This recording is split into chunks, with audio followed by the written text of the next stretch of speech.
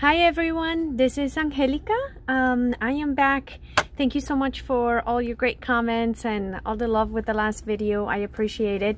And I got a lot of requests to skip the resin video on the back of the pendants for now. If you guys remember, the last video I had done was showing you how to attach the bail, but I was gonna do the resin today, but a lot of people just want to see me painting to see how I sort of create the pieces. So I'm happy to do that, because I actually have some custom pieces that I need to create tonight so that they have a couple of days to dry up.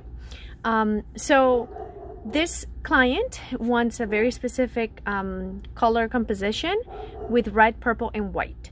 So when a client has something very specific in mind, I like to, and I guess this is not a technique, I just came up with this name.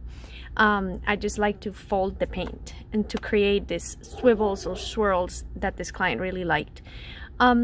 Depending on what the client likes, I will do just a pour, or I will do a swipe. But for this, I'm gonna do this folding little idea that I use. So the first thing we're gonna do is just sort of line up our paints. So I have a purple, a white, and a red, and my brand of paint that I use for these pours is Master's Touch, and is the pre-mix pouring acrylic that I get at Hobby Lobby, but you can get it from other places. When it's 50% off the whole bottle, it's only, you know, about $3.50, and it's 8 fluid ounces.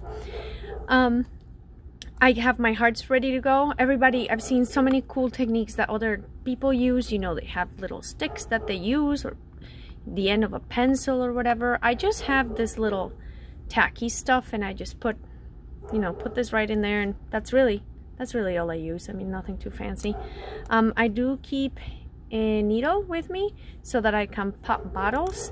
I never ever torch a piece that has been dipped, because sometimes I mean, you just don't have the thickness in there for the piece. And the few times I made the mistake to do that, I definitely ruined them. So definitely torch to pop bubbles on the pour, but not dip and then torch to pop bubbles on the piece. So that's when I use my little needle. Other tools is the tools that I use to actually fold my paint in. And of course I have my cell activator, and all this is Amsterdam white paint with Australian Floetrol that I get from a website named fluidart.co. I think it's Fluid Art Co. Yes. I will post the link to them if you're interested. It is pricey, but I have had a lot of success with American Floetrol as well, so I don't think that that's really any issue. When I use the Amsterdam paints, I gotta tell you guys, these are not cheap paints, but they're definitely, I don't know what it is with these paints, but the composition is just different, and they work really, really well when you're trying to do bloom technique, which I'm not showing you that today, but something maybe, if that's a video that you would like to see in the future, by all means let me know if you would like to see how to create jewelry with the bloom technique. Okay, so pretty much what I do when I'm going to do this sort of folding in of the paint is I just grab the colors that the client wants. Notice that I do have a thick, so I sort of stay on that line for a little bit and make it thick enough. If your paint is too thin, whatever pattern you have created will sink, and you will not collect anything in your glass. So then we're going to do the white. I tend to do the lighter color on the left side of the tile. And quite literally, I'm just folding the paint in. So all I do is I just grab my paint and I fold this way, and I fold that way, and I fold in and out, creating the swirls until I get to a point where I think my client would really like it. Did you see what just happened with my white? All but disappears. So that's what I find with most of my light colors. So when that happens, I just put a little bit of the light color, and I just sort of do one of these things where I just sort of create like a bunch of little lines with my white, and that's gonna keep my white present for a little longer. Oh, I like that right there. Perfect. So I really like sort of this ribbon right here, and all I'm gonna do is I'm gonna pick up that ribbon pattern right there. Perfect. And all I do is I just take it right out. Okay, now this is not the piece that I'm going to give my client, so I'm going to flip it so that you can see it. So it's going to drip, which I would never do this if this was the piece that the client was going to get. And I don't know if you can actually see well in this camera, but there is white in there. You just sort of have to swivel it, okay, to see it. Now this client wanted very little white, so this would be sort of a perfect combination. They want it mostly red and just with a touch of purple, so that would be perfect. However, one of the things that I have sort of figured out is to always ask a client to give me a metallic color. And the reason for that is it really gives the piece a lot of depth and nice composition. So always, my recommendation, if at all possible, is always ask your client if there is a way that you could use a metal color option. So I always tell people to give me 2, 3, 4 colors would be even better, because you get sort of a better composition. So I'm going to show you a recent piece that I did with gold.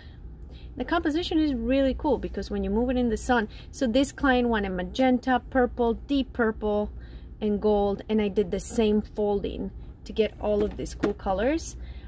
From that same folding, once you fold enough, then you can get other patterns like this one, and you can see all the beautiful color in. This one was also from that same pour. Okay, and then others that you could do, this is a bloom technique. So this is a bloom heart, and it was just done by the bloom technique and then dipping into that bloom. So I think it would be cool if we do one with the gold so that you get to see what that might look like. Let me see if I can clean this up real quick. Thank you for being patient so that we can show you. Now, I usually would never like clean it up and just waste all this paint, because if you mix, let's say, that red, and you have your color wheel, and I swear to you, I'm this basic, like this is the color wheel that I use. I look for the red and I think of what else can I mix that with to never waste paint, and just to find a way to utilize it. Okay, so I'm gonna get ready to do something with a little bit of gold for you, and you'll see the difference in the depth of the piece. And of course, if you've seen a couple of my videos already, you know that I'm obsessed with alcohol wipes and cleaning the surface. It's almost like if you were drawing on a piece of paper, and I don't want any smudges, so that I can actually really focus. Okay, so I think let's do something. Let's do a quick bloom, and then let's turn it into a fold and see how that turns out for us. So I'm going to start with a nice base of a deep blue. Now, this client did not want blue. She didn't mention deep blue. But when you have blue and you go with purple, we're going to get just different shades of that color. So that's actually going to work out in our favor. I am going to do a touch of gold. I am then going to do the red. I'm going to top it off with more gold. I am going to pop my bubbles, and then we are going to use the cell activator on top. Hold on, more bubble, one more bubble, one more bubble. Okay, and upstairs you hear Mr. Mo. Mr. Mo, Mojo is our dog. And so here comes the fun time.